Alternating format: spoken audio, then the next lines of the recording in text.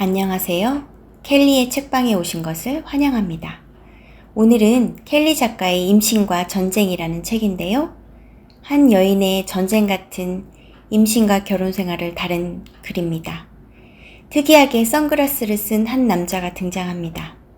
선글라스를 통해 본 한 남자의 눈으로 결혼 생활을 다른 시각으로 묘사하는 것이 재미있고 눈여겨볼 만합니다. 네, 그럼 시작하겠습니다. 아들이 놀이터에서 노는 모습을 보며 어제 온 전화 생각을 했다. 분명 서진호라고 했다. 남편 이름이 이진호인데. 그때 아들이 갑자기 전화를 받더니 몇 마디 하더니 바로 끊었다. 불안감이 밀려왔지만 가서 물어야 했다. 어떤 아저씨가 누구 전화 아니냐고 했단다. 조카 주민번호로 개통한 내 것과 아들 윤성 핸드폰이 털린 것이다. 정신이 혼미해지면서 흥신소 전화번호를 찾아 적는데 손이 떨렸다. 5개 정도를 가지고 공중전화 박스로 갔다. 아들에게는 잠깐 뭐 사온다고 여기서 꼼짝 말고 놀고 있으라고 해놓은 상태였다. 전화기 넘어 3번째마저 못 도와준다는 말을 듣고 몸에 열을 느꼈다. 입술을 깨물고 4번째 번호를 눌렀다. 내 말을 들어주더니 남편이 이혼도 안 해주면서 흥신소로 찾기 시작하면 시간 문제라 도와줄 것이 없다고 했다. 빌다시피 돈 들을 테니까 제발 도와달라고. 아픈 아들이 있고 아들까지 때린다고. 우린 지금 절벽에 서 있다고 했다. 드디어 입금 후 전화 달라는 소리를 들을 수 있었다. 50만 원을 넣고 전화했다. 방법은 별로 없다고 했다. 한 가지는 내 이름, 주민번호, 카드 모두 버리고 살아야 한다고 했다. 하지만 초등생인 아들과 숨기에는 어려울 거라고 했다. 2번째 방법은 해외로 갈 수 있으면 가라고 했다. 이 방법이 제일 좋을 것 같다고 하면서 지금부터 둘 다 핸드폰을 끌 것, 해외로 나갈 때까지 집에 가지 말고 간단한 짐만 챙겨 임시 거처로 옮길 것, 그동안 병원에서조차 주민번호를 사용하지 말 것, 개인 포함한 어떤 로그인도 하지 말 것을 경고했다. 감사하다고 전화를 끊고 나오지도 않는 침을 삼키며 놀이터로 걸음을 재촉했다. 정말 울고 싶었지만 울 시간조차 허락되지 않았다. 나의 두뇌는 빠르게 움직이고 있었다. 우선 핸드폰을 껐다. 집으로 향하는 길에 나도 모르게 두리번거렸다.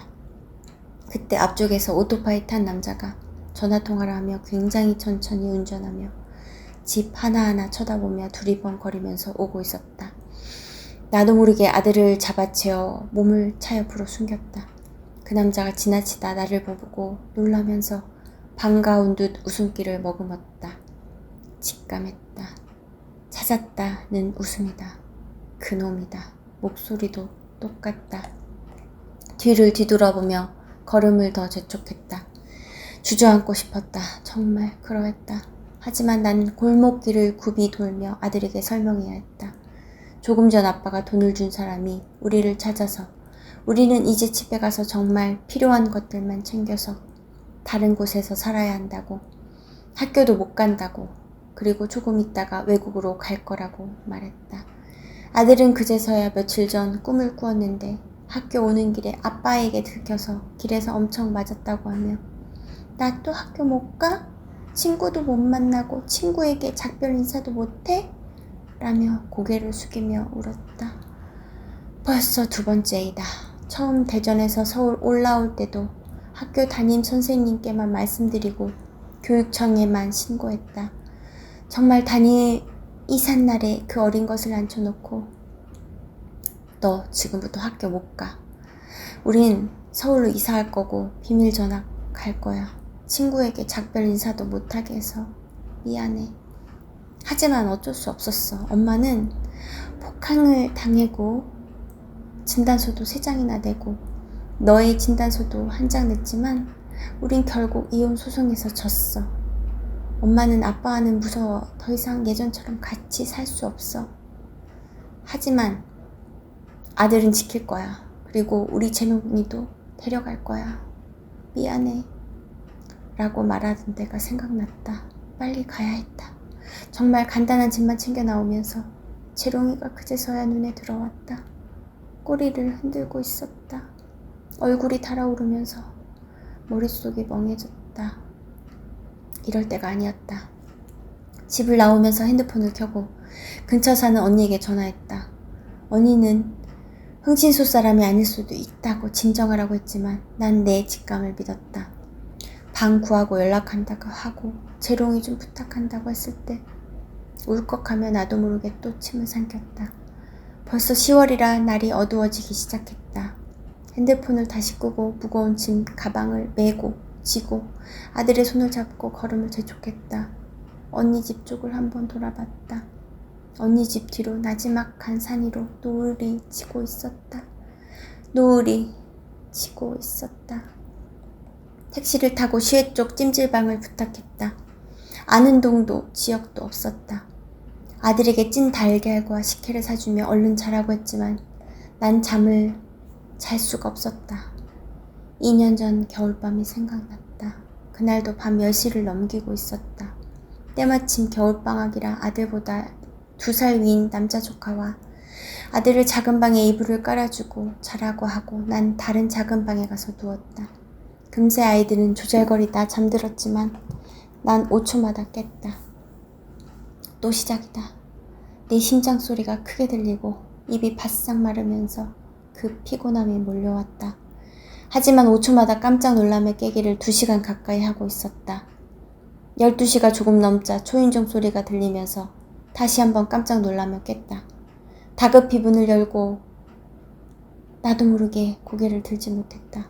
남편은 혀 꼬인 말로 뭐라 하더니 아들 방으로 갔다. 심장 소리가 더 크게 들렸지만 오늘은 그래도 어린 조카지만 그나마 위안이 되었다. 또 시작이다.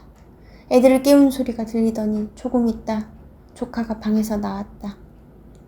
왜 나오냐고 묻자 안방에 가 있으라고 했단다. 그래서 안방에 있는 베개와 이불을 챙겨주며 자라고 하고 난 주방 탁자에 의자를 갖다 놓고 잘 들리지만 내가 안 보이는 위치에 자리 잡고 앉았다. 뭐라 혼내는 소리가 들리기 시작했다. 30분이 더 흘러가리라. 아니다. 때리는 소리가 들리기 시작했다. 아들의 울음소리가 들렸다. 아랫입술을 깨물며 가서 막지도 못하는 내가 이 상황이 미치도록 싫었다. 지금 내가 가서 못하게 한다면 아마 아들을 더 때릴 것이다. 아들이 갑자기 잠에 깨서 무서움에 울고 있는 모습이. 하지만 내가 간다면 갈팡질팡 하다가 갑자기 용기가 생겼다. 이래 주구나 저래 주구나 매 한 가지였다. 핸드폰을 집어들고 112를 눌렀다. 하지만 돌아온 대답은 남편을 잘 달래보란다. 아이가 맞는다고 하는데도 헛웃음이 났지만 나의 그 다음 속 얘기는 계속 때리면 어떻게 하냐는 거였다. 대답은 다시 신고하란다. 바보처럼 전화를 끊었다. 다시 귀를 기울였다. 상황은 같았다. 결국 난 몇 분 후 다시 전화기를 들었다. 출동한다고 했다. 그제서야 그 방으로 가볼 용기가 생겼다. 계속 맞고 사는 여자들이 저항도 못하고 산다더니 내가 그 누구도 아닌 내가 그 짝이었다. 겁이 없던 나였는데 뭐 하는 거냐며 아들을 찾고 나오려 했다. 아니나 다를까 막말이 쏟아졌다. 야, 가족도 아닌 게 왜 내 아들을 데려가? 나라 죽는다. 그때부터는 말이 필요 없었다. 내가 손을 안 놓자 나를 후려치듯 밀쳐서 벽에 부딪혔다. 일어나는 나를 목을 조르면서 코너로 몰았다. 이러다 죽는구나 할 때 초인종이 울렸다. 드디어 왔나보다. 한 남자가 선글라스를 꼈다. 집안에 한 거구의 남자와 비쩍 마른 여자, 그리고 조그만 아이가 있었다. 그 세 사람은 사람처럼 생겼지만 피부가 안 보이고 몸속 안 조직, 즉 근육, 심장, 뼈, 혈관 등이 그대로 보였다. 그 여자와 아이가 남자와 다른 점이 있었는데 그 여자와 아이의 머리 정수리 쪽에는 빨간 칩이 꽂혀 있었다. 거구의 남자의 머리 안 두뇌 혈관은 검정색이었고 앞쪽 두뇌는 텅 비어있는 상태였고 그 양팔 근육은 금속처럼 보여 단단하고 힘이 넘쳐 보였다. 그 집은 집처럼 생겼지만 방마다 벽 대신 교도소처럼 철장이 쳐져 있었고 현관문이 잠김과 동시에 그 거구의 남자 왼팔 금속 근육이 뱀처럼 나와 조그만 아이의 거무줄 같은 여린 발목 근육을 휘 감았다. 그와 동시에 아이의 배꼽에서 금속 근육이 재빠르게 마른 여자의 배꼽으로 파고들었다. 그 금속 근육은 남자 팔에서 나와 아이의 발목 그리고 아이의 배꼽, 여자의 배꼽까지 연결되어 있었다. 거의 뼈밖에 안 보이는 마른 여자는 포대기처럼 생긴 쇠사슬로 아이를 업고 남자 앞에 서 있었다. 금속 근육으로 꽉 찬 남자는 더 거구로 보였는데 주먹을 불끈 쥔 뒤 금속 같은 주먹으로 마른 여자를 계속 때리고 있었다.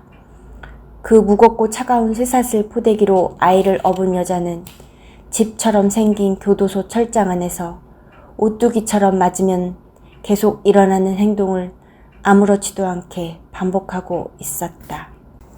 애써 친구의 주민등록번호로 계약을 마친 원룸살이가 시작되었다. 위치는 그전 집과는 좀 떨어진 변두리였다. 핸드폰도 TV도 없었다. 아들에게 레고를 가지고 놀라고 주고 엄마 전화하고 온다고 나갔다. 그나마 다행히 대전에 있을 때 이민에 대해 1시간 통화했던 곳으로 다시 전화를 걸었다. 빨리 호주로 가고 싶다고 말했다. 대답은 홀리데이가 껴서 비자가 잘 안 나오니 빨라야 1월에 가는 게 좋을 것 같다고 했다. 사실을 얘기했다. 1시가 급하다고.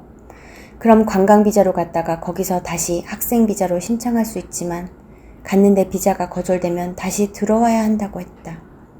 괜찮다고 했다. 나도 모르게 뒤를 돌아 주위를 살폈다.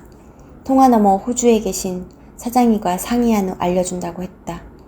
난 지금 내가 핸드폰을 못 쓰니 다시 전화 드리겠다고 하고 끊었다.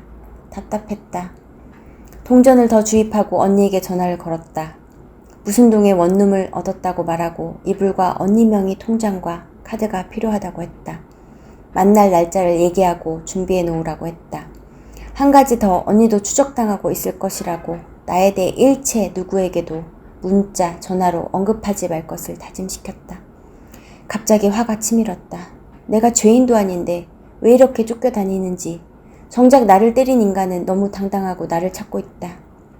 공중전화를 내려놓으려다 말고 112를 눌렀다. 가정폭력을 당해 비밀 이사를 했지만 흥신소로 나를 뒤쫓는다고 했더니 증거가 있어야 한다고 했다. 이젠 헛웃음도 안 나올 지경이다. 증거 만들다가 내가 죽을 판이다. 전화기를 내려놓고 모자를 다시 눌렀었다. 이 집에서의 생활은 두려움보다 무료함이 앞섰다.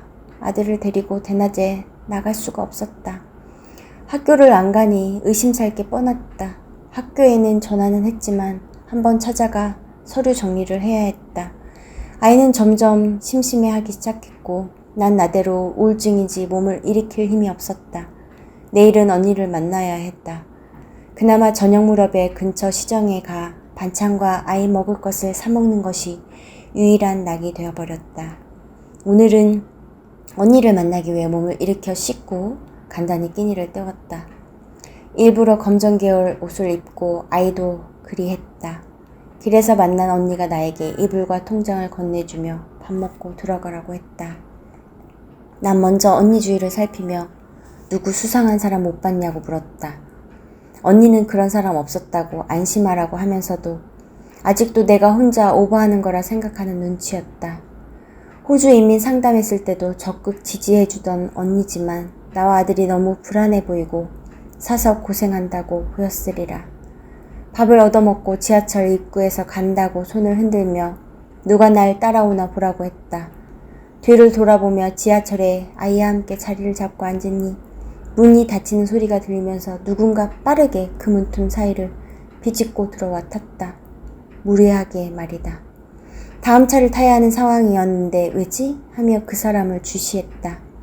그 사람 검정 재킷 남자는 뭔가 불안한 듯 핸드폰도 보지 않고 다리를 떨며 앉아 있었다.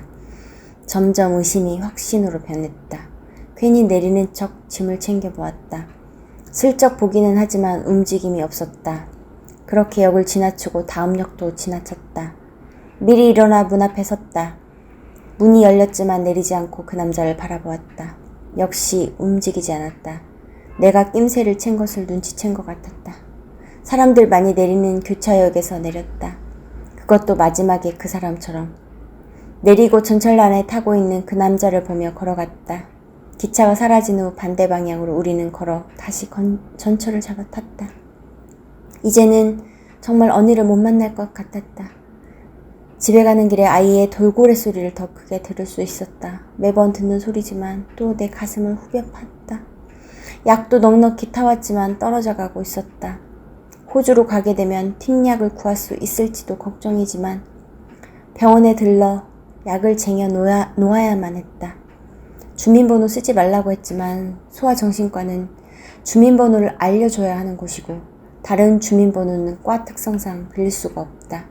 머리가 아파왔다. 소아정신과 가야 하는 날이 왔다. 예약 시간에 맞춰 준비를 서두르고 전철에 몸을 실었다. 원장님께 요즘 소리가 커지고 더 자주 낸다고 약용량을 더 늘리면 안 되냐고 물었다. 지금도 너무 세서 그럴 수 없다는 소리를 당연하지만 들어야 했다. 환경이 더 불안해져서 그러하리라. 병원비를 현금으로 계산하고 약국에서 한 달분의 약이 조자되기를 기다렸다. 집에 가기 위해선 올 때처럼 전철을 갈아타야만 했다. 갈아타기 위해서 아이 손을 잡고 계단을 오르던 중 누군가 급박하게 발걸음을 돌리는 소리가 들려왔다. 고개를 약간 들어 모자 아래로 방향을 바꾸던 남자의 신발과 옷에 집중했다. 얼굴은 볼 수 없었다. 계단을 빠르게 올라 긴 통로 속 많은 사람들 중에서 멀리 사라지고 있는 그 남자를 볼 수 있었다. 이리 멍청할 수 있을까? 전철에서 다리를 떨던 그 재킷을 똑같이 입고 있었다. 뒤를 살짝 돌아보았지만 나에게 들키지 않으려 빠르게 걷고 있었다. 그 남자가 긴 전철 지하로에서 사라진 걸 보고 난 전철을 잡아탔다. 때마침 자리가 있었다. 아이와 자리 잡고 앉아 생각에 잠겼다. 급박했던 순간이었지만 난 다시 나의 무서운 직감에 놀랐다. 그 사람은 흥신소 사람이리라. 그런데 어떻게 알고 왔을까? 병원에서 아이 주민번호를 사용해서 이렇게 빨리 온다고? 아님 병원 프로그램을 해킹해서 예약 시간을 알아냈나?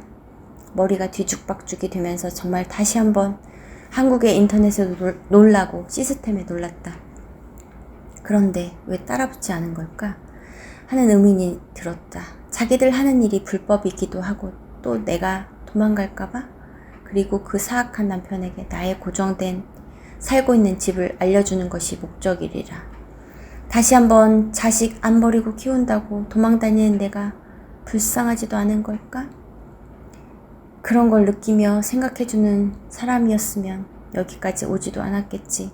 정말 이 인간의 기심은 어디까지일까? 다시 무료한 하류가 시작되었다. 아이는 좁은 방에서 레고놀이에 지쳐 컴퓨터 게임이 하고 싶다고 자꾸 칭얼거렸다. 왜 아니겠는가? 나조차도 이리 아무 할 일이 없는데 감옥이 따로 없었다. 4시가 넘어서야 검정 모자를 눌러쓰고 아이도 씌워주고 근처로 농구를 하러 가곤 했다. 가는 길에 아이에게 모자 푹 눌러쓰고 엄마를 바짝 따라오라는 얘기를 하며 두리번거렸다. 오는 길에 아이가 다리를 심하게 절며 걷고 있었다. 거의 소아마비 증상과 같았다. 티는 못 내고 입술을 깨물었다. 나도 이리 불안한데 윤성이는 오죽하겠는가. 아마도 병원에서 이 얘기를 해도 용량을 늘려주지는 않으리라. 빨리 더 떠나야 했다. 아이와 함께 공중전화 박스로 들어갔다. 혼유 컨설팅입니다. 라는 소리가 들려왔다. 떨리는 목소리로 어찌 되었느냐고 물었다. 다행히 그렇게 해보자고 했다. 하지만 12월은 긴 휴가가 시작되니 11월에 빨리 진행하자고 했다. 준비물과 비용을 알려주며 사무실로 내일까지 들르라고 했다. 눈물나게 반가운 소식이었다. 지금은 호주 가서 쓰게 될 돈 걱정, 영어 걱정은 뒷전이었다. 갑자기 아주 작은 희망이 보이기 시작했다. 갑자기 새언니가 보고 싶어졌다. 한시라도 서울에 있고 싶지 않았다. 전화를 걸었다. 엄마 돌아가시고 한참 만이다. 새언니에게 호주 가기 전 언니 집에 며칠 머물러도 되겠냐고 물었다. 새언니는 흔쾌히 오라고 해주었다. 마지막으로 언니에게 이 소식을 전한 후 수화기를 내려놓았다. 그 뒤의 상황은 빠르게 흘러갔다. 호주 이민 에이전시에 가서 내가 모은 돈이 얼마 정도 써질 것인지에 대해 듣고 여권 등 해서 준비할 것들을 알려주었다. 그렇다. 이제 시작인 것이다. 차근차근 준비에 들어갔다. 얼마 남지 않았다. 마지막 일주일을 남기고 천안에 있는 새언니 집에서 지내고 싶어졌다. 새언니에게 전화한 후 언니에게 챙겨올 것들을 알려주고 천안에서 보자고 한 다음 차로 올 때 누가 뒤를 밟는지 확인하면서 오라고 다짐받았다. 다음 날은 예약한 소아정신과에 마지막 가는 날이었다. 겨울이지만 땀이 나기 시작했다. 다리를 심하게 저는 윤성이에게 어쩔 수 없이 머리 숙이고 손 놓치지 말라고 얼굴을 보며 말했다. 가서 진료를 받고 아이 약을 타왔다. 사정을 설명했지만 약을 많이 받지는 못했다. 지금도 너무 용량이 높다고 했다. 오는 길은 오래 걸렸다. 누군가 위에서 우리를 지켜보는 것만 같았다. 빙빙 돌아오면서 나의 눈은 바쁘게 움직였지만 윤성이 때문에 빠르게 걸을 수는 없었다. 내일만 서울에서 버티면 되었다. 다음날 갑자기 윤성이가 열이 나며 아팠다. 비보험으로 하리라 하는 마음으로 가까운 이비인후과를 찾았다. 접수를 비보험으로 하고 이름도 바꿨다. 진료를 끝내고 처방전을 받으려고 하는데 약용량 때문에 아이 주민 앞자리와 몸무게가 필요하다고 했다. 약국에서 처방받고 비상약들도 구입했다. 집 가는 길에도 주변을 살피는 건 본능적으로 하고 있었다. 항상 아이와 내 차림은 똑같았다. 검정 옷에 검정 모자. 힘이 빠지면서 윤성이 약을 먹이고 재우고 나도 옆에 두었다. 오늘만 지나면 좀 나아지리라. 아직도 깜짝 놀라며 깨지만 간격은 좀 나아져서 그래도 잠은 잘만 했다. 좀 잔 것 같았는데 창문 밖에서 까마귀가 크게 울고 있었다. 아주 가까이서 계속 울어댔다. 몸은 침대 속으로 꺼져가서 무시하고 싶었다. 이상했다. 다른 때와 달랐다. 난 엄마가 돌아가시고 나서 까치와 까마귀에 대한 징크스가 생겼는데 이건 정말 엄마가 나에게 주는 어떤 신호 같았다. 몸을 일으켰다. 모자를 쓰고 점퍼를 챙겨 입었다. 공중전화 박스로 향했다.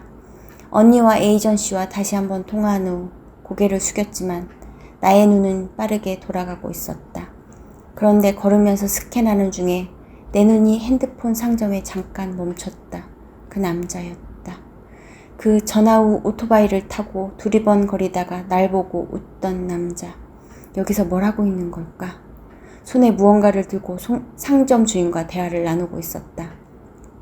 빠르게 지나치며 곁눈질로 나를 발견했는지 확인했다. 다행히 저쪽은 절박하지 않은 듯했다. 걸음은 재촉하지만 뛰지는 않고 곁눈질로 그 남자의 다리만 체크했다. 이렇게 대한민국은 빠르구나. 놀랍도록. 이름도 바꾸고 전화번호, 주민번호 앞자리만 사용했는데 반나절도 지나지 않았는데 정말 대단하다는 생각밖에 들지 않았다. 그리고 그에 못지않게 나의 직감도 놀라웠다. 나의 촉이 틀리지 않았으니 기쁘면서도 참 씁쓸했다. 내가 만약 그때 둔감했더라면 벌써 윤성이를 뺏기고 다시 그 도움도 안 되는 법에 도움을 청하고 있었으리라. 계획을 변경했다. 내일 아침이 아니라 새벽에 출발해야 했다. 천안에 도착해 새언니에게 전화했다. 한참 만이라 집도 바뀌고 공중전화를 이용하며 집 찾기는 시간이 걸렸다. 새언니는 일하는 중이라고 집에서 쉬고 있으라고 하며 비밀번호를 알려주었다. 들어가 짐을 간단히 풀고 새언니가 차려놓은 밥을 먹었다. 새언니는 지금도 음식 맛이 좋았다. 마음이 편안해졌다. 시간이 많이 남아 걱정되어 못 뽑던 서류를 뽑기 위해 동사무소를 찾고 화장품도 샀다. 윤성이와 동대 한 바퀴를 돌며 오랜만에 해방감을 느꼈다. 새언니가 의외로 일찍 왔다. 조카 연우는 키는 컸지만 여전히 활동적이었다. 소간숨을 쉬고 새언니와 긴 수다를 나눴다. 지금은 한부모로 보조를 받으며 동사무소에서 주는 일을 한다고 했다. 당뇨도 와서 약으로 조절 중이라고 했다. 우리는 오빠가 자살하기 전에 이 얘기는 꺼내지 않았다. 이 생각이 났다. 새언니의 첫 기억은 엄마가 식당하다가 시골집으로 이사했을 때 볼이 아직 통통한 앳된 모습이었다. 오빠와 새언니가 서울로 떠난 후 우리 집에서 주먹바람이 불었다. 엄마가 식당 판돈을 오빠에게 말도 안 하고 오빠에게 몰래 준 뒤 매일 쫓기며 얼굴에는 멍들고 부어서 볼상 사나운 엄마를 기억한다. 엄마는 매일 눈을 사지도 않고 보고만 오는 아빠에게 기대를 버린 듯했다. 처음 서울에 오빠네로 놀러 갔을 때는 비닐하우스 안 집에서 첫 아이를 낳고 키우는 모습에 놀라기도 했지만 다음에 갔을 때는 조그만 단칸방으로 바뀌어 있었고 큰 트럭을 몰고 출근하는 오빠를 볼 수 있었다. 그 돈으로 트럭을 샀으리라. 그때는 왜 오빠에게만 돈을 주는지 그 앳된 새언니가 사랑만으로 고생하는 것도 보이지 않았다. 마지막으로 봤을 때는 내가 사주고 싶던 엄마 집에 오빠가 대출금만 갚는 조건과 모신다는 명목하에 합가했을 때였다. 대출금으로 샀을 것 같은 포크레인이 집 앞에 있었고 무리해서 또 한 대를 산다고 하는 얘기 중이었다. 나는 새언니에게 오빠의 대책 없음에 언니까지 동조하지 말고 그 돈을 착실히 모으라고 했지만 언니는 벌써 오빠에게 쏠려 내가 질투나서 하는 얘기로 듣는 듯했다. 엄마의 오빠에 대한 지나친 편애와 오빠의 자기만의 효도로 시집살이 하던 새언니가 힘들다는 소식이 종종 들려오더니 오빠가 엄마가 치매기가 있어 요양병원에 보낼 거라고 했다. 서울 언니와 내가 봤을 때는 인정할 수가 없었다. 그 일로 다투고 우리는 연락이 끊겼다. 그 뒤로 서울 언니는 엄마를 서울로 모셔와 집을 얻고 살림살이도 채워줬지만 엄마는 다른 세상에 온 듯 방에서 꼼짝도 하지 않았다. 그러면서 오빠가 그리운지 옛 고향이 그리운지 내려가고 싶다고 가끔 말하곤 했다. 저녁 설거지를 마치고 아이들이 노는 모습을 보다가 아이들을 재우고 우리는 자연스럽게 어떻게 오빠가 죽게 되었는지 얘기하고 있었다. 오빠는 결국 포크레인 한 대를 더 샀어. 살림이 나아지는가 하고 아들 생각이 간절해 셋째를 낳고 싶어서 낳았는데 그게 아들인 연우였어. 처음엔 오빠도 너무 좋아하고 나도 정말 기뻤어. 하지만 오빠가 이상해지기 시작했지. 집 안팎으로 CCTV를 여러 대 하더니 침대 밑에 칼을 두고 자질 않나 누가 쳐들어올 거라고 하면서 이상한 말을 하기 시작했어. 어디를 갔다 오면 온몸에 낙엽을 붙여오기도 하고 아주 커다란 뱀을 보았다고도 하고 어느 날은 목소리가 이상하게 굵어지면서 나에게 여기 같이 있다가는 죽는다고 도망가라는 얘기도 자주 했어. 그러면서 연우에게 소리 지르고 때리려고 하고 말리는 내게도 폭행을 휘두르는 일이 점점 잦아지고 심해져서 이러다가 연우랑 내가 죽을 것 같아 신고하고 탈출했는데 그때도 경찰이 왔을 때 누가 신고했냐고 난리도 아니었어. 그때는 몰랐어. 오빠가 친구 게임에 빠져 마약을 하고 있는지. 그러면서 환상을 보는 것이 금단 현상인 줄도 몰랐지. 결국 나는 쉼터에서 숨어 지냈어. 애들이 아빠가 엄마를 정신없이 찾고 있다고 했거든. 그때 연우는 눈빛이 초점이었고 굉장히 산만했는데 쉼터에서 점점 안정을 찾았는지 눈빛이 살아나더니 조금씩 얌전해졌어. 1년 정도 있다가 큰언니가 싸게 살라고 집을 빌려줘서 여기로 오게 되었지.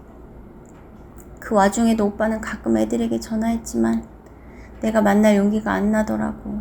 그러다가 경찰서에서 전화가 온 거지. 차에서 번개탄 피워놓고 죽었다고.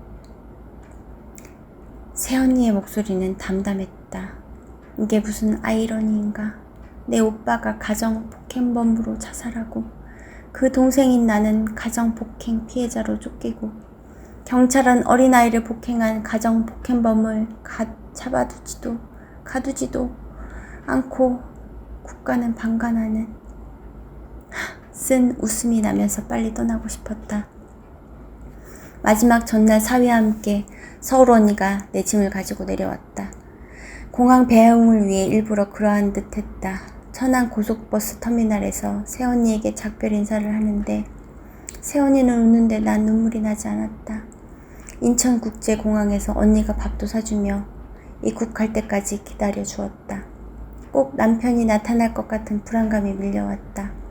우리는 힘든 여정이었지만 남편이 순순히 보내주는 것 같아 이상했다.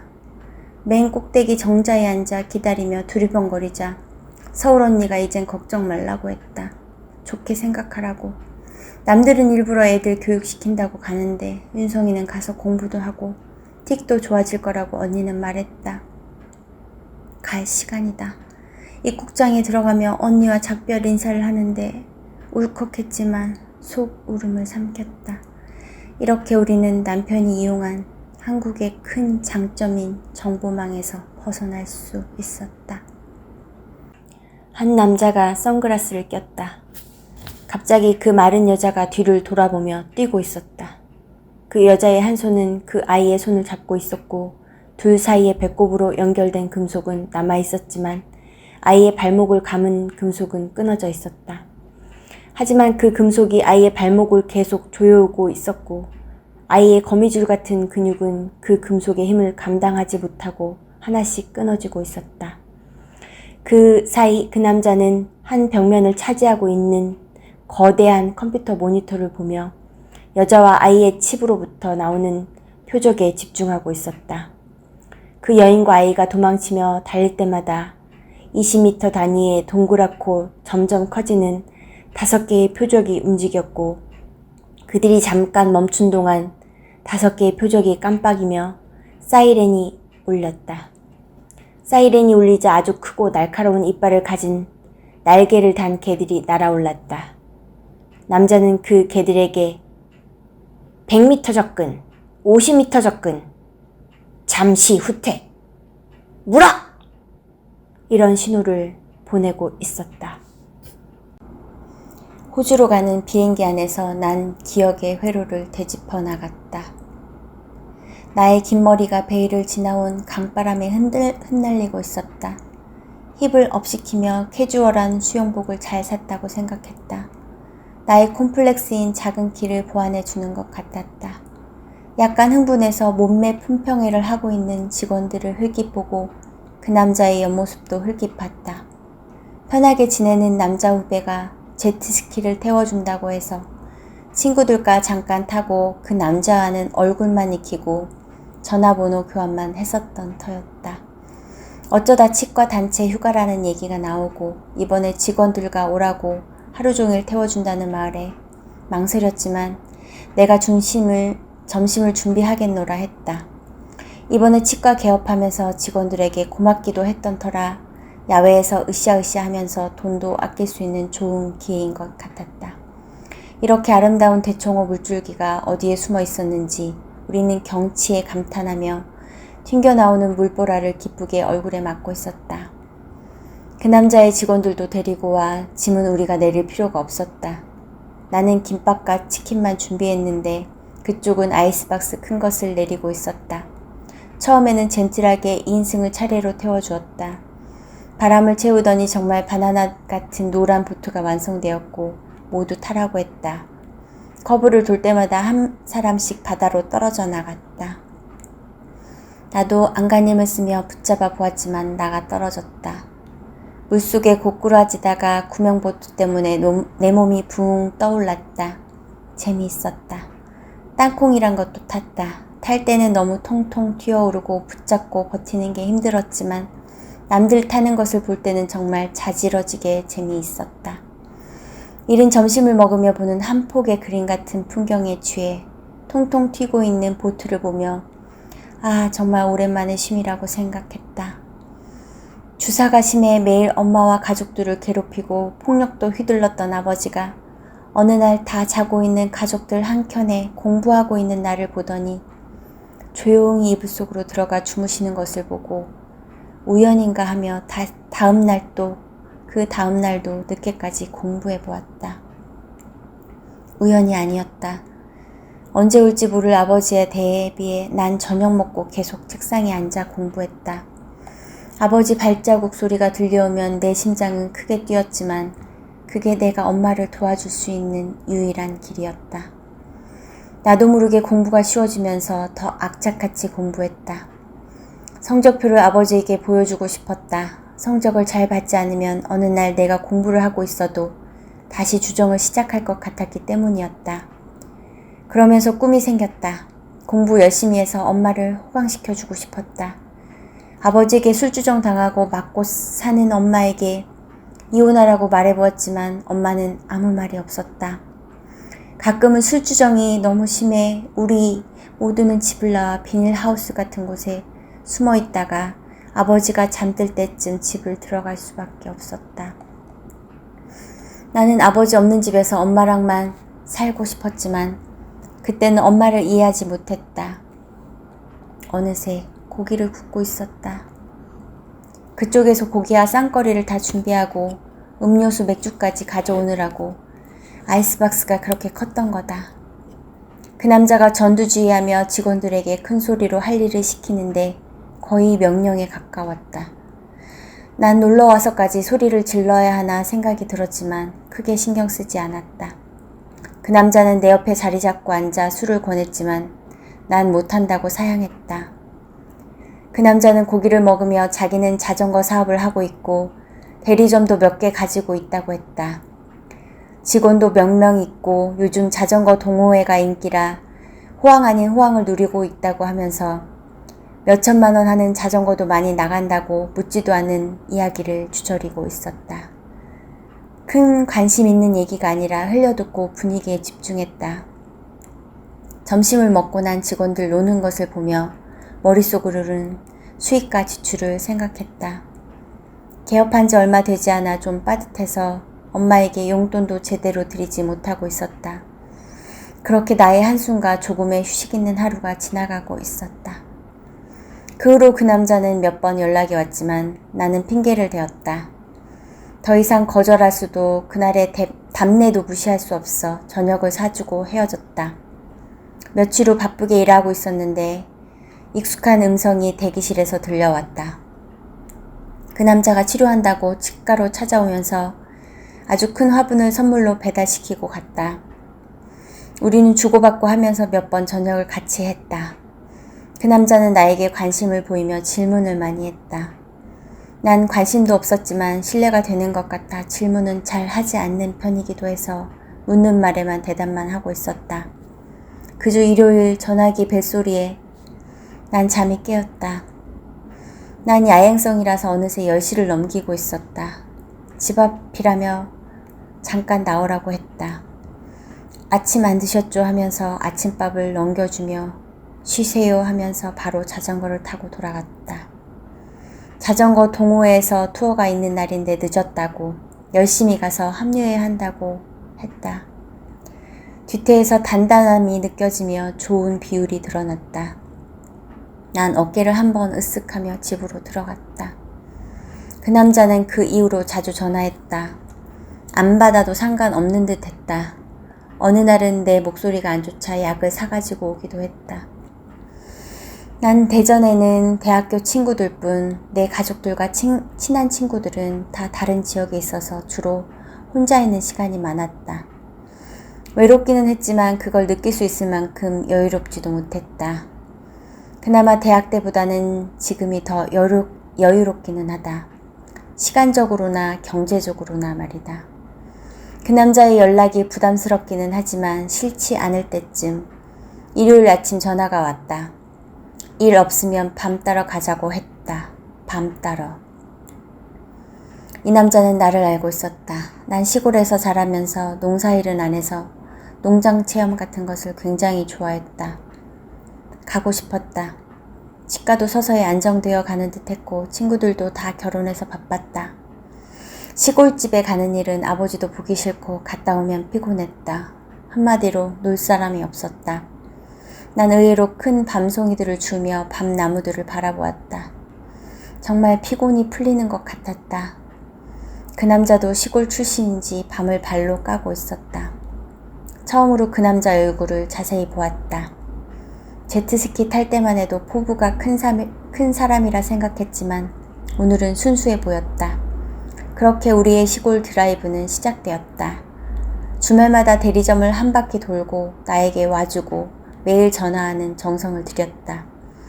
그 남자의 적극적인 구애와 선물 공세와 나의 외로움과 까탈스럽지 않음이 조화가 되어 우린 결혼이 얼마 지나지 않은 시점에 임신 사실을 알게 되었다. 생리가 없었음에도 그 당시에 난 치과에 신경을 쏟으며 40평집을 꾸미느라 여념이 없었다. 남편이 된 그 남자는 임신 사실에 굉장히 기뻐하며 내가 가끔 대리점에 갈 때마다 주위에 자랑을 늘어놓곤 했다. 난 아침잠이 많았는데 아침마다 맛이 썩 좋지는 않지만 손수 아침을 만들어주는 정성을 보여주었고 바쁜 와중에도 일찍 들어오는 노력을 보여주었다. 손에는 꽃이 들려있거나 내일 아침 아침밥 재료가 들려있었다. 그러면서도 저녁마다 사랑을 갈구했다. 나도 이른 나이는 아니지만 남편도 늦은 나이까지 어떻게 참았을까 할 정도였다. 점점 만삭에 가까워지며 배가 불러왔다. 남편은 점점 바빠졌는지 사업상 술 먹고 늦게 들어오는 날이 많아지고 난 주말에 대리점을 가보는 날이 많아졌다.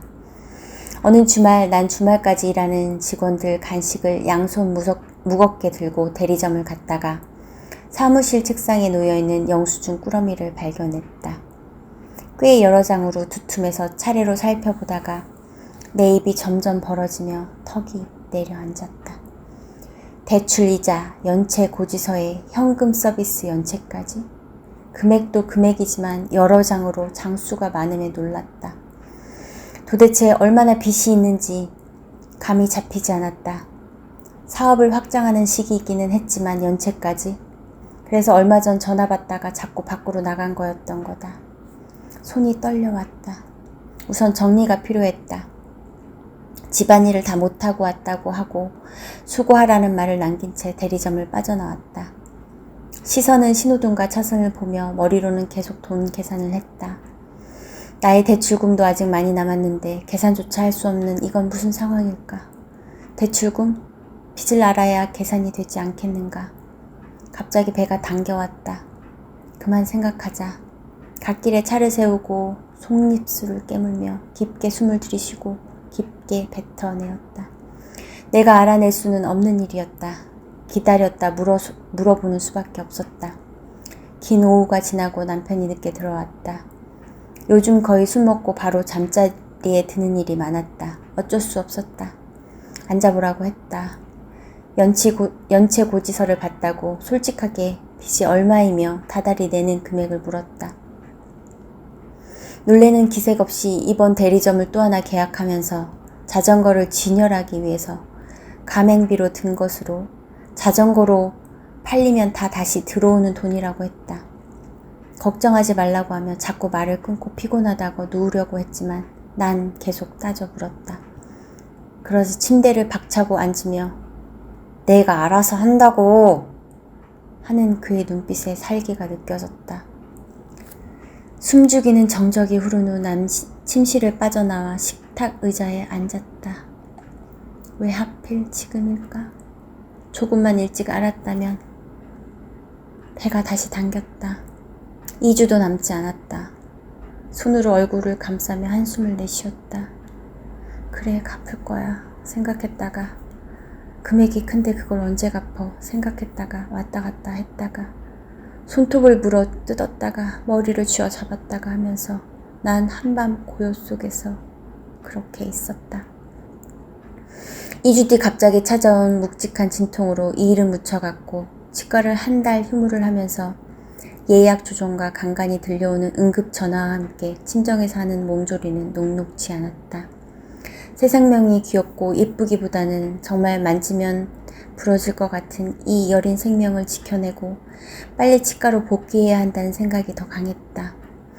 친정엄마의 몸이 건강하지 않아 산후조리를 오래 못하는 점, 나의 복귀 욕구가 강한 점이 맞나 난 빨리 다시 일을 할 수가 있었다.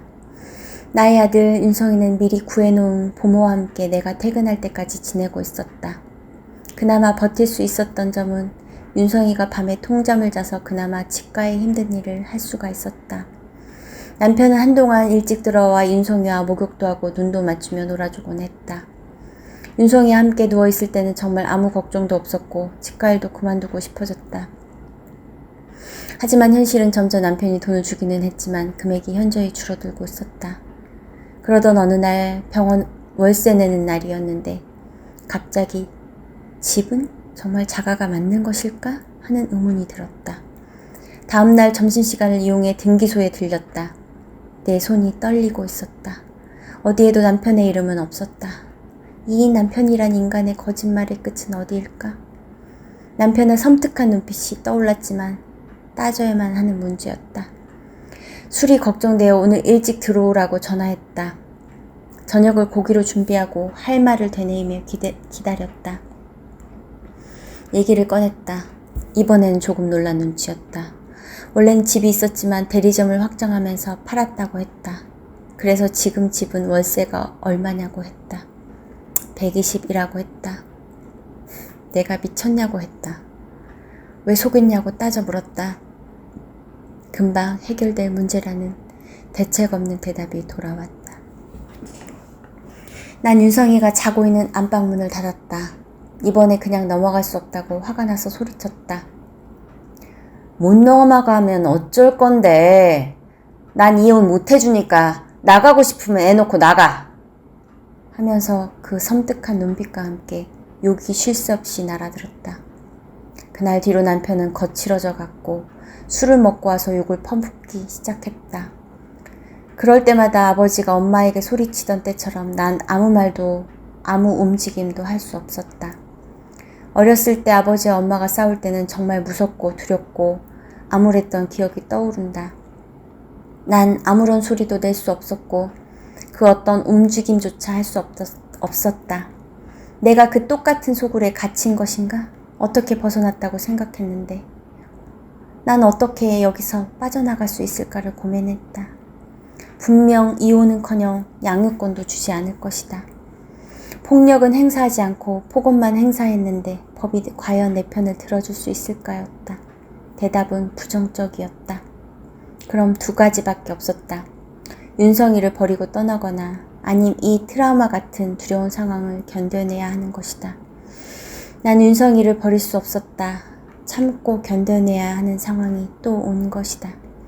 처음에 내가 선택할 수 없던 상황, 두 번째는 내가 선택한 이 멍청한 상황. 그 후의 상황은 완전히 역전되었다. 난 남편이 소리치고 폭언을 행사할 때마다 아무 말도 할 수 없었다. 아무 말도 안 나왔지만 난 나의 아들에게 나의 아픈 기억을 겪게 하고 싶지 않았다. 남편도 나의 눈빛을 보고 눈치챘으리라. 그러면서 점점 대담해져 갔고 사악해져 갔다. 하다하다 처음 50만 원을 시작으로 몇백으로 커진 돈 요구까지 생겨났다. 어쩌면 내가 치과 의사가 아니면 결혼을 생각하지 않았으리라. 바보 같은 나는 내가 예뻐서 관심 갖는 줄 알았던 것이다. 물론 남자는 여자보다 이성적이어서 내가 추녀였으면 다가오지도 않았으리라. 헛웃음이 나는 헛똑똑이었다. 남편은 다 알아보고 따지고 있는 사이 난 예의 따져가며 물어볼 것도 알아보고 의심할 것도 챙기지 못했다. 정말 길고 중요한 결혼에서 말이다. 매번 돈을 뜯기면서 난 빠르게 체념해 갔다. 속으로 생각하던 윤성이가 20살이 되면 이혼할 거란 말이 어느 날 입 밖으로 나왔다. 그 후로 남편의 둘째 요구와 나에 대한 구속이 술만 마시면 더 심해졌다. 남편도 돈도 주고 모든 걸 다 해주는 내가 떠나갈까봐 본인 방식으로 붙잡고 싶었으리라.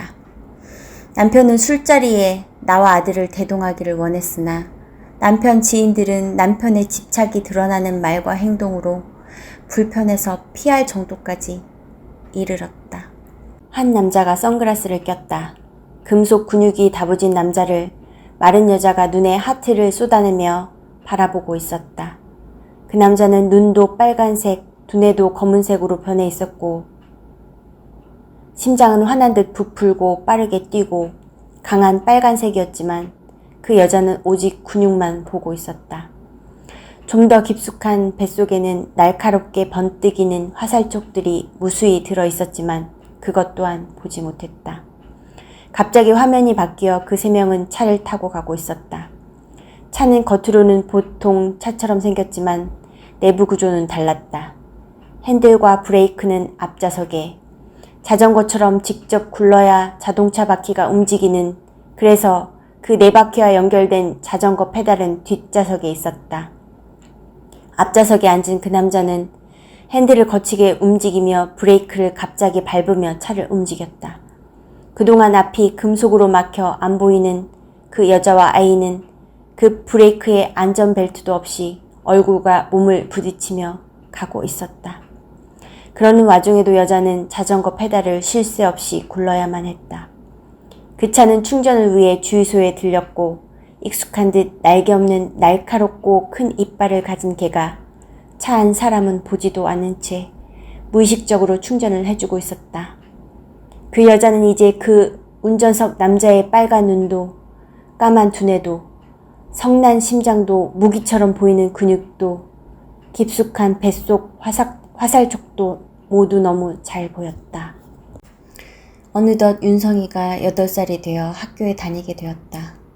학교를 담당하던 남편이 담임 선생님으로부터 온 메시지를 전달했다. 아이가 수업에 집중도 못하고 너무 산만하니 병원 검사를 받아보라는 거였다. 물론 남편은 심각하게 받아들이지 않았고 남자애들이 그렇게 크는 거라고 했다. 나도 그렇게 생각하고 싶었지만 그럴 수 없었다. 윤성이의 산만함을 나도 느낄 수 있었다. 바로 소아정신과에 예약을 하고 결과를 기다렸다. 원장님은 아이가 검사 도중 얼마 못 가 집중이 안 돼 검사를 다 못했고 만 6세로 못한 검사도 있지만 ADHD가 맞는 것 같다고 했다. 약이 병행되어야 한다고 했다. 이유는 알려진 것은 없지만 유전적 요인과 환경적 요인이 있다고 했다. 한숨을 삼키며 또 속 입술을 깨물었다. 유전. IQ도 높고 똑똑했지만 산만했고 엉망으로 살고 있는 오빠를 닮아 내 쪽 유전자일까? 아님 술을 매일 먹고 화 조절을 못하는 남편 쪽 유전자일까? 환경, 불안한 가정생활 때문일까? 대학병원에 가보고 싶었다. 예약을 하고 몇 달을 기다린 후 교수님을 만났다. 벌써부터 윤성이는 의자를 가만두지 않았다. 교수님은 검사를 해봐야겠지만 안 해봐도 알 수 있다고 했다. 그러면서 개인 병원에서는 뭐라고 하더냐고 물었다. 본인도 똑같다고 약이 들어가야 할 것 같다고 치료받으라고 말했다. 그렇다. 진단이 나온 것이다. 망설임과 함께 2달이 흘러갔다.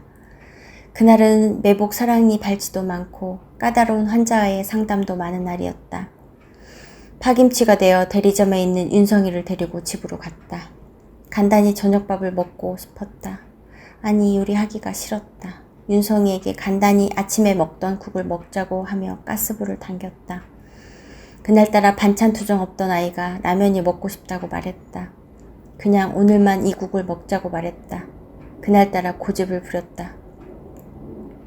속입술을 깨물며 냄비에 물을 올렸다.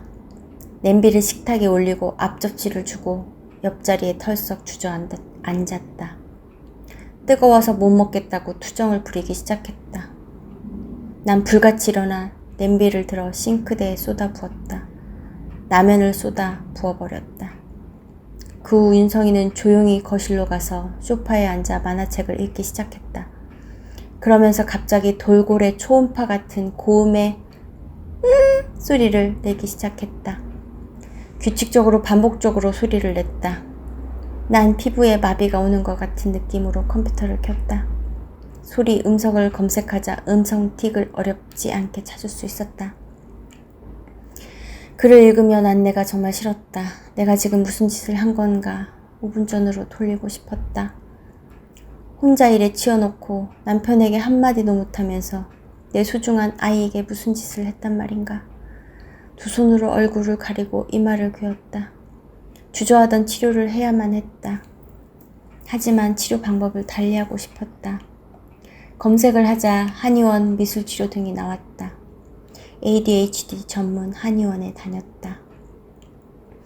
프로그램도 잘 되어 있었고 찜치료와 뇌파치료를 받았다. 돈은 많이 들어갔지만 몇 달이 지나도 변화가 없었다. 언어 클리닉에서 미술치료와 그룹치료로 바꾸었다. 치료사 선생님은 나아질 거라고 치료받으면서 기다려 보자고 했다. 시어머니께 돈을 드리고 1년을 같이 다니게 했다. 여기도 차도가 없었다. 물결처럼 증상이 심했다가 좀 줄어들었다. 반복할 뿐이었다. 우린 다시 소아정신과 상담실 의자에 앉아 있었다. 돌고 돌아 거의 2년 만이었다. 2학년 급 무렵에서야 우린 손에 약을 받아 들 수밖에 없었다. 이젠 남편에게 어떻게 얘기를 하느냐는 것이었다. 하지만 진료실 나서는 나의 눈빛이 달라져 있었다. 남편도 나의 단호함을 느꼈는지 다음 상담 때 자기도 가보겠다고 했다. 원장님은 틱과 ADHD는 동반해서 잘 나타나고 약은 각각 다른 약이지만 조화에 맞게 조절해야 한다고 했다. 아이에게 어떤 약이 맞고 용량에 맞는지도 먹어봐야 알 수 있어서 먹어보면서 바꾸기도 하고 용량도 올릴지 줄일지 결정한다고 했다. 그러면서 초반에 약을 바꿔가면서 부작용이 생길 수 있다고 했다. 약 복용을 고지드린 담임 선생님이 졸기도 하고 돌고래 소리도 커졌다는 소식을 전해주기도 했다. 식욕도 줄었다. 어떤 날은 눈을 깜빡이고 코를 실룩거리기도 했다. 운동틱과 음성틱이 동시에 나온 것이다. 뚜렛만은 아니었으면 했지만 이 또한 인정해야 했다. 학교 다녀온 윤성이는 요즘 너무 힘들다고 했다. 옆 친구가 시끄러우니까 제발 소리 좀 내지 말라고 했단다. 또 하루는 집에서 게임하다 말고 소리를 멈출 수가 없다고 하면서 몸을 벽에 부딪히며 자기는 왜 이렇게 생긴 거냐고 울부짖으며 죽고 싶다고 했다. 그즈음 틱과 듀렛 방송을 찾아봤는데 정말 두려웠다. 더 심해지면 나도 나를 붙잡을 수 없을 것 같았다. 하지만 우리는 견뎌내고 나아가야 했다. 잠 못 드는 밤이 이어지고 돌고래 소리 전부터 내던 저음의 할아버지 같은 소리, 소리도 틱의 시초인 것 같았다. 난 육아서적을 찾아 읽기 시작했고 그 속에서도 달콤한 말을 찾아 헤매었다. 그러면서 윤성이 다음 순서인 부모 상담 시간에 많은 걸 배울 수 있었다. 숙제 시간을 줄이고 둘만의 놀이 시간을 늘렸다. 진심으로 놀아주었다. 윤성이는 스토리가 있는 레고 놀이를 참 좋아했다. 항상 귀여운 손으로 농장이나 집을 만든 다음 레고맨을 집어들고 나에게도 쥐어준 뒤 친구야? 하며 조잘거렸다. 이때 원장님이 권해준 교회는 못 다녔지만 재롱이라는 강아지를 데려왔다. 책은 점점 다양하게 늘어났고 나는 윤성이 마음을 읽어주려 노력하고 나의 화가 들숨과 날숨에서 대화로 바뀌어갔다. 이 모든 것엔 시간이 필요했다. 진료 시간을 1시간 줄이는 것은 불가피한 일이었다. 한 남자가 선글라스를 꼈다. 그 남자 팔 근육으로부터 나와 아이 발목, 배꼽을 거쳐 그 여자 배꼽까지 연결된 그 금속은 두 사람이 다른 길을 가려고 당길 때마다 그 아이의 배꼽에 있는 금속은 서로 당겨지며 아이의 배꼽에서 피가 배어나오고 있었다. 그 와중에 남자 입으로 투명한 액체가 들어간 다음 몇 초 후 그 입에서 뱃속에 있던 금속 화살촉이 나왔는데 그 남자가 마주보고 있는 여자의 심장에 계속해서 꽂히고 있었다. 꽂힌 자리에는 피고름이 바로 굳어가면서 빨간 심장이 검게 변해가고 있었다. 검정색으로 변해가는 그 여자의 심장 혈액은 배꼽으로 연결된 금속안 혈액을 타고 아이의 배꼽으로 흘러가고 있었다. 그 여자 옆 금속 탯줄로 연결된 아이도 여자의 심장을 닮아가고 있었다. 그 아이에 더 빨리 흘러가는 혈액이 있었는데 그것은 심장과 연결된 튜브를 타고 올라가는 두뇌 혈액이었다. 그 아이의 두뇌는 빨간 혈액에서 점점 검은색으로 변해가고 있었으며 그에 따라 두뇌 앞쪽이 괴사하면서 텅 비는 공간이 생기기 시작했다. 그렇게 우리가 틱과 ADHD와 싸우는 사이 남편은 술인 나쁜 친구에 점점 빠져들었다. 예전엔 술을 마시고 일찍 들어온 날도 있었지만 근래엔 항상 늦게 들어오기 일쑤였다. 또한 예전엔 술을 마시고 큰 소리 내지 않고 잠들었다면 근래엔 정신적으로 아픈 아이를 불러 세워 30분가량을 훈계를 하다 잠이 들었다. 달마다 몇백 뺏어가는 것도 1년에 몇천 달라고 하는 것도 그런 과정에서 나오는 폭언도 힘들었지만 윤성이를 괴롭히는 것은 참아내기가 힘들었다. 어느 날은 자는 아이를 깨워 세워놓고 이유 없이 혼내는데 이러다가 정말 윤성이가 미쳐버릴 것 같았다. 다음날 대리점으로 가 직원 있는 곳에서 한 번만 더 이런 일이 있었다가는 경찰에 바로 신고할 거라고 하고 애를 데리고 바로 집으로 돌아왔다. 하지만 달라진 것은 없었다. 2, 3일에 한 번씩 윤성이를 30분 동안 세워놓고 혼내는 일을 보고 있기가 괴로웠다. 그보다 더 괴로운 것은 내가 아무런 액션을 취할 수가 없다는 것이었다. 본능적으로 내가 끼어들어 말리면 아이를 더 혼낼 것이라는 것을 나는 알 수 있었다. 그러던 어느 날 그 일이 터졌다. 12시를 넘겨 초인종 소리가 들리고 자다 맞은 윤성이는 울고 난 목졸림을 당하던 그날. 아, 이대로 죽는구나. 그래서 가정폭력으로 여자들이 죽어가는 거였구나. 라는 짧은 생각이 스쳐갔다. 이 미친 광경을 윤성이가 보았는지도 모르겠다. 이런 폭력 사태를 안 만들기 위해 10년을 숨죽이며 살았는데 내가 대들었다고 단 한 번의 참음도 없이 바로 폭력이 날아들다니 허무하기보단 나의 멍청함이 증오스러웠다. 물론 이번이 처음은 아니지만 그럴 거면 왜 참았는가. 차라리 화를 돋구어서 이혼의 기회를 충분히 만들 수도 있었으리라. 참으로 어리석다. 때마침 초인종 소리가 들리며 경찰들이 와주었다. 남편은 경찰 앞에서도 미친 개처럼 더 날뛰었다. 왜 가정일에 상관하냐고 소리쳤고 경찰들은 그렇게 날뛰는 남편에게 어떤 조치도 없었고 수갑도 채우지 않았다. 그저 남편을 격리 조치시키고 경찰서로 데려가는 대신 나에게 애들 데리고 나오라고 하였다. 난 옷을 갈아입고 짐을 챙기고 애들을 챙겼다. 현관문을 나서는 나를 바람나서 남자를 따라 나서는 것처럼 쳐다보며 마지막에 따기를 날렸다. 경찰들은 놀라고 말렸지만 난 오히려 기뻤다. 증인이 둘이나 늘어났으니 말이다. 경찰들은 나를 경찰서에 앉혀 쉼터, 대응 방법, 여성 전화 등 자세한 설명을 하는 대신 밤에 잘 곳이 없으면 쉼터가 있다는 말만 하고 떠나갔다. 한 남자가 선글라스를 꼈다. 다시 그 교도소 같은 철장이 쳐진 집이었다. 빨간 눈과 심장을 가진 그 남자가 그 마른 여자의 검정색으로 변해가는 심장을 금속 근육 주먹으로 쥐고 조르기 시작했다. 그러자 그 여자의 심장은 완전히 검정색으로 변해버렸다. 하지만 심장은 뛰고 있었다. 조금 뒤 그 집 현관문이 열리며 날개는 없지만 크고 날카로운 이빨을 가진 개들이 들어왔다. 그 개들은 그 남자와 여자의 냄새를 맡기 시작했고 그 남자의 배 밑에 달려있는 개구리 알 같은 알들이 들어있는 혹 같은 주머니에 코를 대고 맡기 시작하더니 꼬리를 흔들어대기 시작했다. 한편 그 여자의 몸 구석구석 냄새를 맡더니 갑자기 짖기 시작했다.